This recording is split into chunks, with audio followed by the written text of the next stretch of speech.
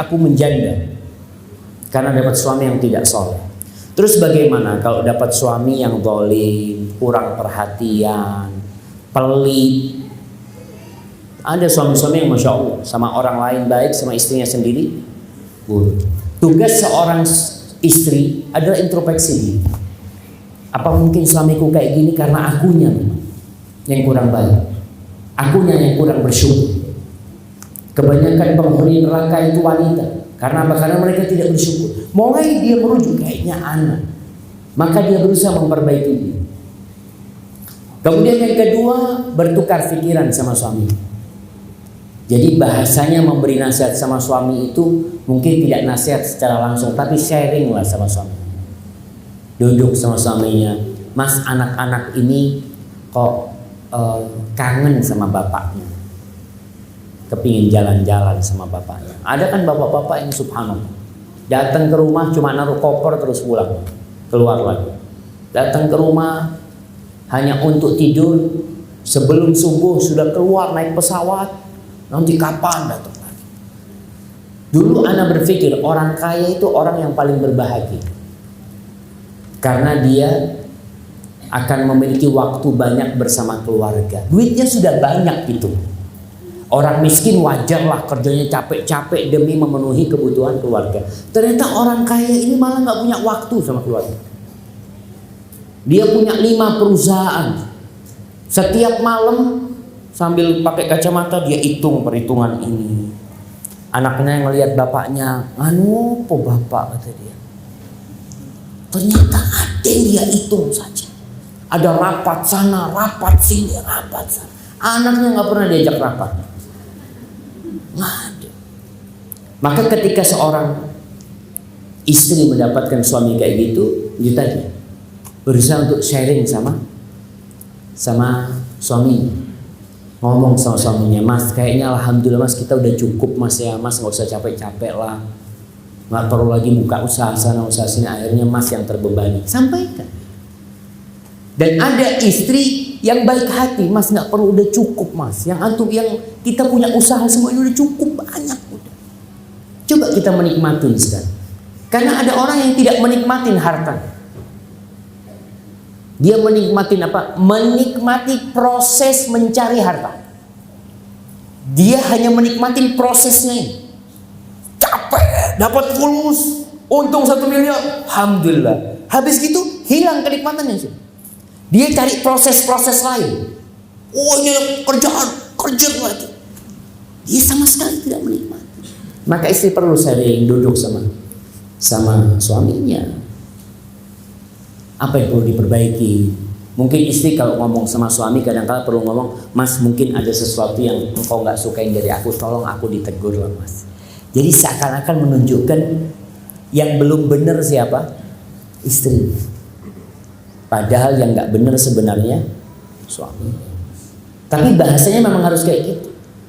Karena apa? Karena Allah menjadikan suami ini pemimpin. Cari waktu yang tepat juga kalau mau ngobrol sama suami. Jangan suami pulang kerja capek ya, dari depan pintu, Mas, ana ada perlunya sama kau Mas ya. Nanti kita selesaikan. Suami belum naruh tas sudah ada perlunya. Itu kalau suami yang baik langsung dia balikin tas ke mobilnya. Enggak jadi. Karena sudah ada tanda-tanda mau ribut. Tapi kalau cari waktu yang rileks ya, kemudian penuh dengan kasih sayang, apa suasananya rumah itu wangi, rumahnya indah, sambil dipijitin suaminya.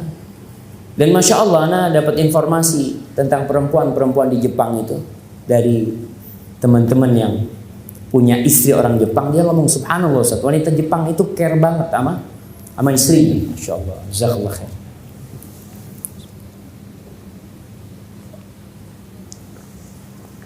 Alhamdulillah, syukran. Itu suami, anak kalau pulang Ustaz, dia cerita, anak pulang itu sudah disediakan air hangat Ustaz. Dibukakan pintu, baju Ana dibukain, kaos kaki dibukain, lalu kaki Ana dimasukkan ke air hangat sambil dipijetin sama dia. Siapa yang istrinya kayak gitu, Ana kasih hadiah. Bapak-bapak, Masya Allah, bener nih, Masya Allah, kirim ke belakang ada ternyata istrinya, Masya Allah. Ternyata ada, mungkin ada di atas istrinya. Itu perlu dicontoh sambil diusap kaki suaminya, sambil ngobrol ya. Mungkin istrinya orang Jepang. Nah, langkah ketiga memang bagaimana membuat suami ini jadi seneng sama istri. Suami jadi nggak bisa, jadi lengket lah sama istri. Kadang-kadang kan ada orang yang mengatakan, anak ini kok kayak disihir sama istri anak. Anak cinta banget sama dia. Sebenarnya bukan karena sihir, bukan. Karena memang istrinya pandai mengambil hati suami. Rasul sallallahu alaihi wasallam menyebutkan tentang hal ini. Ala ukhbirukum binisaikum fil jannah. Kalian mau nggak aku kasih tahu tentang istri-istri kalian di dalam surga? Artinya siapa istri kalian yang akan masuk surga, yang akan menghuni surga? Qulna bala ya Rasulullah, kami mengatakan kami mau ya Rasulullah SAW. Lalu beliau mengatakan alaihi salatu wasallam, kullu wadudin walud. Semua wanita yang pengasih dan subur. Idza ghadibat au usi'a ilaiha au ghadiba zawjuha. Ibu-ibu dengar nih. Rasul SAW menyebutkan 3 hal. Apabila perempuan ini marah, emosi. Siapa yang emosi? Perempuan. Au usi'a ilaiha, atau perempuan ini disakiti. Benar, marahnya dia itu beralasan dia disakiti. Yang ketiga, au ghadiba zawjuha, atau suaminya yang lagi marah. Qalat hadhihi yadi fi, apa yang dilakukan wanita ini? Wanita ini bukan menjauh dari suaminya. Kata Nabi SAW, perempuan ini datang menyentuh tangan suaminya, mengatakan, ini tanganku ada di atas tanganmu. La aktahilu bi ghamdin hatta tarda. Aku tidak akan memejamkan mataku sampai engkau ridho kepada aku. Si istri dipandangin suami. Aku nggak akan memejamkan mata sampai engkau ridho. Akhirnya suami ridho sama istri. Maka perempuan-perempuan seperti inilah yang akan masuk surga. Dia melihat permasalahan itu, insya Allah bisa diselesaikan. Baik, kalau terjadi permasalahan yang tidak bisa diselesaikan, maka harus ada mediasi. Orang ketiga. Nah, bahkan para ulama fikih menceritakan 2 orang itu suami istri yang ribut ini sudah dititipkan ke rumah salah seorang yang alim. Dilihat siapa sebenarnya yang bermasalah. Si perempuan apa? Si istri. Kalau masalahnya ada di istri, orang ini tahu, oh jadi masalah istri. Kalau gitu sudah ketahuan. Atau nanti oh suaminya masalah. Ketika masalahnya ada di suami, si suami tetap wajib memberikan nafkah kepada istrinya sambil diperbaikin suaminya. Kemudian kalau tidak ada solusi, cerai. Ya udah. Cerai itu diperbolehkan dalam kondisi yang memang tidak ada solusi lain. Udah cerai. Tapi cerai itu aturannya tidak boleh menceraikan istri dalam kondisi dia datang bulan. Para suami nggak boleh menceraikan istri dalam kondisi datang bulan, itu disebut tolak bid'ah, tolak bid'ah. Jatuh tapi wajib rujuk. Jadi anak ceraikan mama fulana, anak ceraikan datang dalam kondisi datang bulan, anak wajib merujuk dia. Anak punya cerai 2 yang boleh rujuk, ini sudah 1 habis. Jadi memang bercerai itu dalam Islam diperintahkan para suami untuk mikir. Artinya dia mikir, udah bersih belum istriku? Udah bersih, aku ceraikan engkau. Jadi benar-benar berdasarkan pertimbangan yang matang. Memang harus berpisah. Yang kedua, tidak boleh menceraikan istri dalam kondisi suci tapi habis dikumpuli. Dan ini banyak terjadi. Malam habis kumpul, pagi tahu-tahu ribut, diceraikan istri. Nggak boleh dalam Islam. Masa baru senang-senang tahu-tahu kau menceraikan istrimu? Nggak, harus ditunggu. Jadi kalau seorang suami mau menceraikan istrinya dalam kondisi suci habis dikumpulin, berarti dia nunggu berapa lama? Nunggu sampai istrinya datang bulan? Nunggu sampai istrinya selesai datang bulan? Bayangin. Allah mengatakan kepada Nabi di surat At-Talaq, ya ayyuhan nabiyyu idza talaqtumun nisa fatalliquhunna li'iddatihin Wahai Nabi, apabila kalian menceraikan istri kalian, ceraikan mereka dalam masa iddah mereka. Apa maksud masa iddah mereka? Yang pertama, suci, belum dikumpuli. Yang kedua, dalam kondisi hamil. Boleh menceraikan istri dalam kondisi hamil? Iya. Karena orang menceraikan istri dalam kondisi hamil itu pertimbangan matang sekali ya. Ini istrinya membawa anak di perut, nggak main-main, maka itu perceraian yang diperbolehkan. Baik. Terus bagaimana dengan para wanita? Boleh wanita gugat cerai asalkan ada alasan. Alasan yang sesuai dengan syariat. Para ulama menyebutkan banyak alasan ini. Di antara alasan yang disebutkan oleh mereka, yang pertama, suami tidak bisa, Masya Allah, tidak bisa memenuhi kewajiban, tidak bisa memberikan nafkah, suami tidak bisa memberikan tempat tinggal, maka ketika itu istri punya hak gugat cerai. Punya hak, bukan harus gugat cerai, tapi dia punya hak untuk gugat cerai. Kemudian para ulama menyebutkan termasuk ini, termasuk tidak memberikan nafkah yang layak kalau suaminya bakhil sekali. Itu boleh gugat cerai? Boleh. Suami Ustaz ngasih nafkah tapi nggak cukup. Ini kita bicara boleh ya. Disebutkan oleh para ulama dalam kitab-kitab fikih mereka, Ibnu Qudamah dan kitabnya Al-Mughni. Yang kedua, apabila sang suami suka menghinakan istri, baik menghinakan dengan ucapan, dicaci maki istrinya, dijelek-jelekin istrinya, dilaknat istrinya, atau dipukul istrinya tanpa sebab yang syar'i, maka tatkala itu boleh dia menggugat cerai walaupun peristiwa itu sekali terjadi. Nggak main-main ya. Al-Khalil menyebutkan tentang hal ini, walahat tatlik bid-dhararil bayyin walau lam tashhadil bayyina bitakarruri. Artinya boleh perempuan ini minta diceraikan gara-gara dia suka disakitin, jelas. Dia disakitin dengan tampak, dengan jelas, walaupun tidak berulang kali. Ini sang suami harus sadar kalau istrinya minta cerai, jangan tahu-tahu dia menyampaikan hadis Nabi SAW, ayyuma imra'atin talabat talaqan min ghairi ma bihi ba's. Wanita mana saja yang minta cerai tanpa ada sebab yang syar'i, faharamun alaihi raihatul jannah, maka haram bagi dia mencium bau surga. Tapi kalau ternyata antum nyakitin dia, mencaci maki dia, menghinakan dia, memukul dia, ketika itu dia punya hak untuk gugat cerai. Jadi hadis yang antum bacakan tadi nggak masuk, karena dia punya sebab bercerai itu.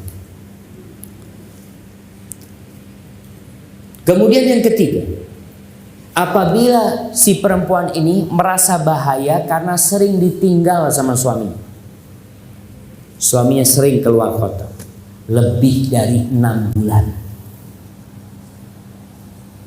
Seperti yang kerja umpamanya, ada yang jadi TKI, ada yang kerja di perkapalan, 9 bulan baru balik kadang-kala. Dia boleh, ini perkataannya boleh minta cerai kalau memang dia merasa bahaya. Artinya dia merasa terfitnah, kebutuhan dia tidak terpenuhi.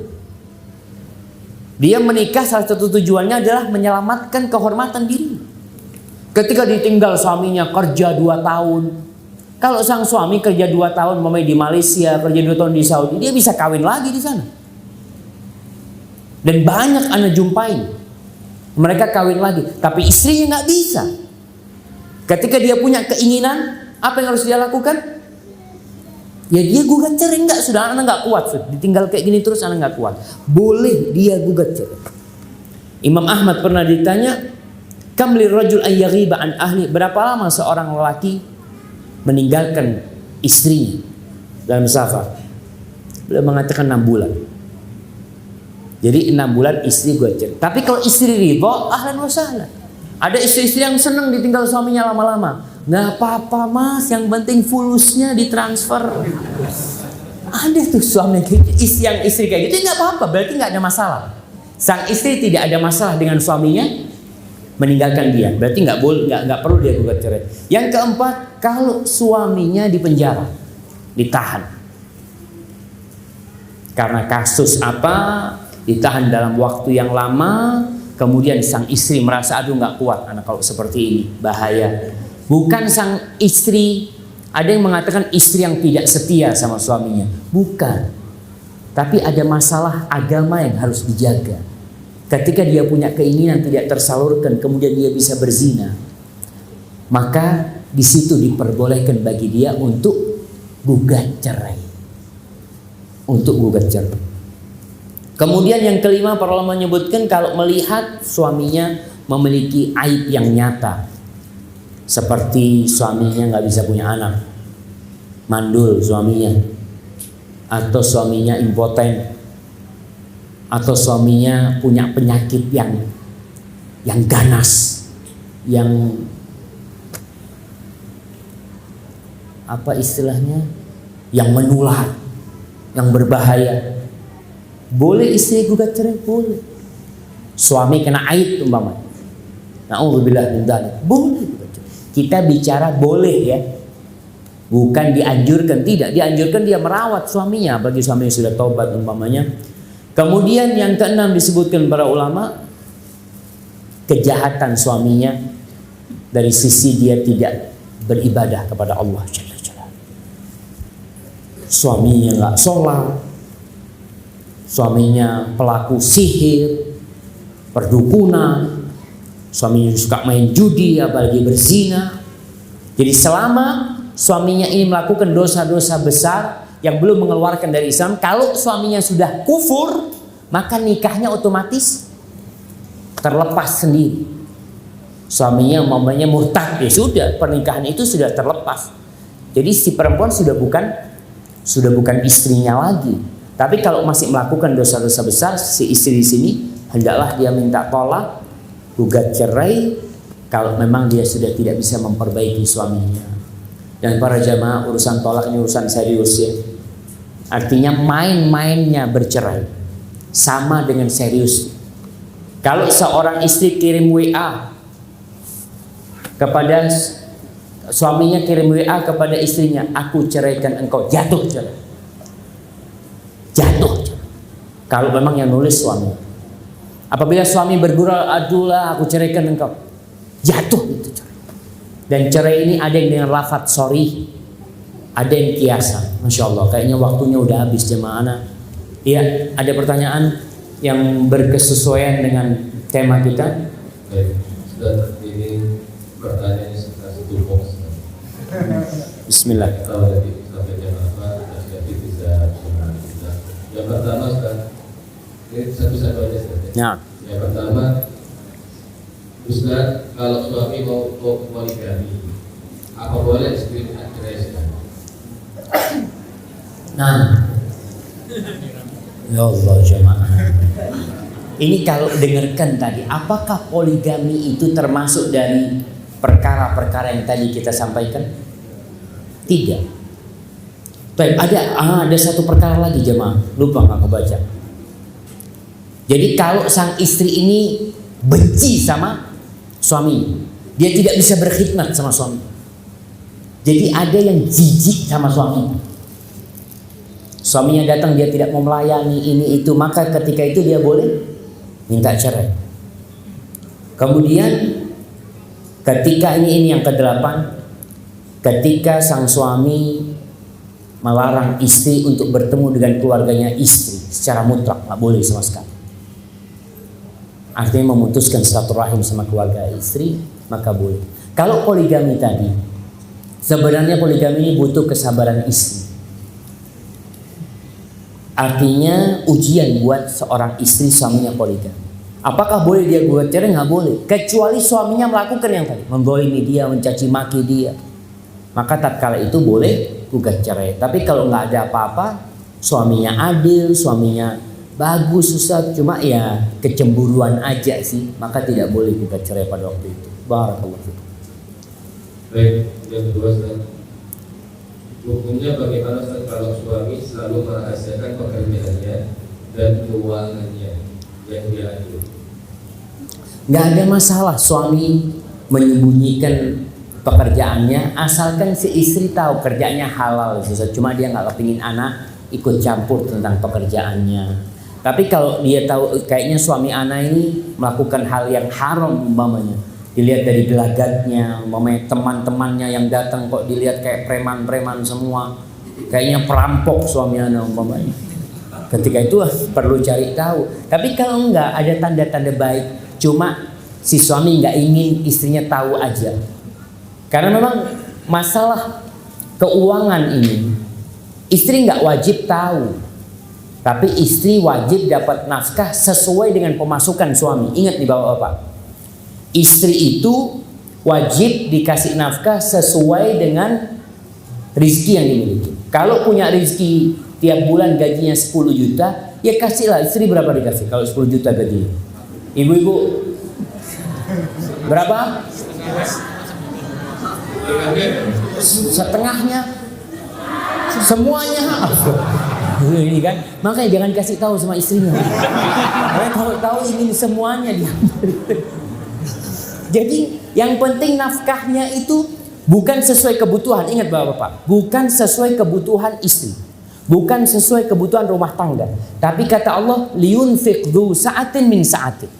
Hendaklah suami itu memberikan nafkah sesuai dengan keluasan rizkinya. Wa man qudira alaihi rizqu falyunfiq mimma atahu Allah. Yang rizkinya disempitkan, bagaimana dia memberikan nafkah? Allah adil, hendaklah memberikan nafkah sesuai dengan kemampuan dia. Sang istri pun harus menerima ketika suaminya miskin, suami memberikan nafkah sesuai dengan kemampuannya, tidak menuntut lebih. Mas, kita ini kebutuhannya 3 juta, masa cuma dikasih 2,5 juta? Sang suami ngomong, gaji anak cuma 2,7 juta. 200. Biasanya suami ini kalau fulusnya sedikit, cerita buka-bukaan sama istrinya. Tapi kalau sudah mulai banyak fulusnya, mulai disembunyikan biasanya. Tapi nggak harus tahu. So, istri itu yang penting dikasih sesuai dengan, bukan kebutuhan istri, tapi sesuai dengan kemampuan suami. Insyaallah. Baik, 5 menit lagi kita jalan ya. Kalau kita mau puasa Ayyamul Bid, apakah izinnya harus 3 kali atau cukup sekali saja? Gimana? Misalkan mau puasa sunnah Ayyamul Bid kan 3 hari. Iya. Apakah izinnya cuma sekali saja atau besok izin lagi atau izin lagi 3 kali? Tergantung model izin. Kalau dia izin, Mas saya mau puasa 3 hari, ya selesai. Izinnya sekali. Mas saya mau puasa besok, ya berarti besok aja izinnya. Jadi tergantung bagaimana suami memberikan izin. Seperti barakallahu fikum. Ya, selanjutnya bolehkah istri marah jika suami mulai malas sholat? Sholat jangan di waktu karena lebih senang ngobrol dengan teman-temannya. Nah, boleh kita marah karena Allah. Jadi marahnya istri karena Allah boleh. Tapi dilihat, apakah marahnya dia menyelesaikan masalah? Dan bagaimana marah yang kira-kira menyelesaikan masalah? Artinya dia marah bukan di depan tamunya, dicari waktu tertentu, Mas terus terang aku mohon maaf ya, aku cinta sama engkau, tapi aku lebih cinta sama Allah. Umpamanya dia ngomong, tolonglah dijaga Mas. Jadi marahnya itu tetap dengan memohon gitu, bukan dengan nyuruh-nyuruh seperti atasan yang ada berantem. Barakallahu fikum. Lanjut, bagaimana hitungan cerai karena kan di negara kita perceraian melalui KUA. Masa iddah atau hitungan waktu suami bicara cerai?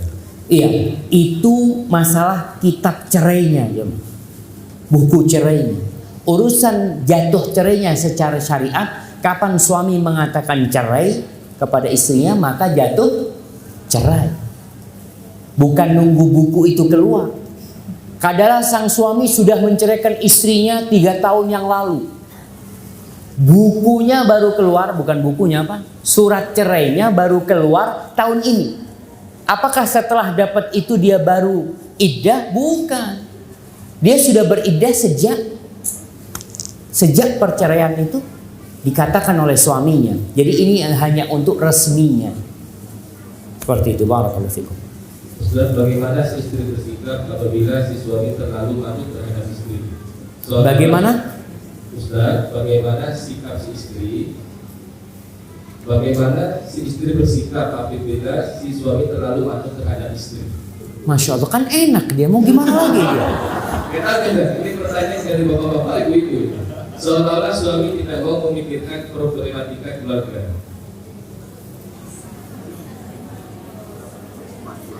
Jadi susah juga. Jadi kalau ada ya ini istri bagaimana bersikap ya, suaminya manut. Ini suami ini tidak mengurusin sudah. Apa saja iya, ini iya.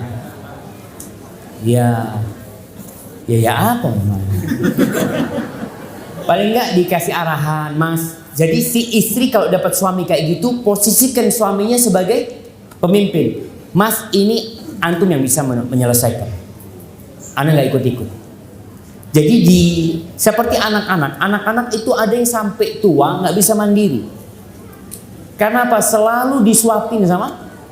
Tapi kalau dia disuruh nggak, ini duitnya, silahkan belanja.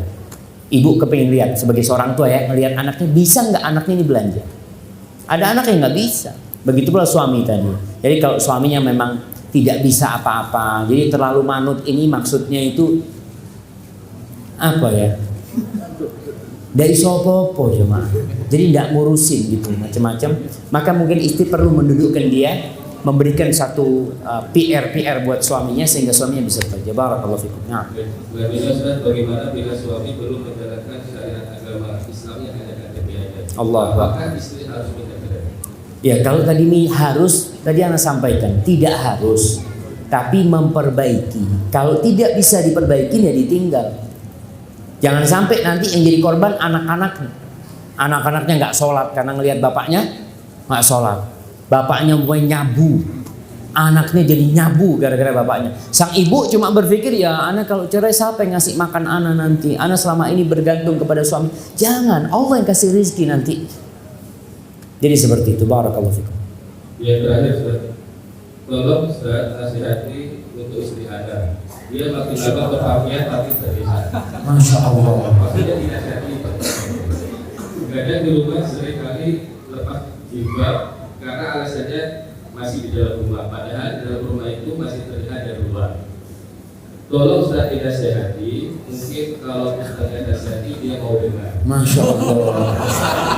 Jadi suaminya sudah angkat tangan. Iya, berkaitan dengan jilbab jamaah. Ini memang masih jadi masalah. Banyak yang berpikir jilbab itu seragam untuk keluar rumah.